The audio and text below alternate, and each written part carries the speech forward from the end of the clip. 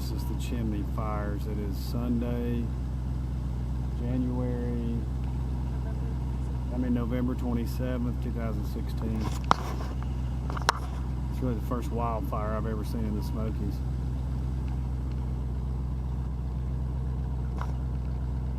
It is burning up there.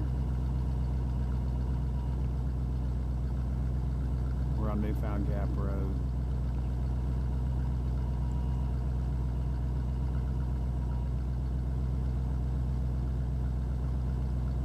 That's the Smokies.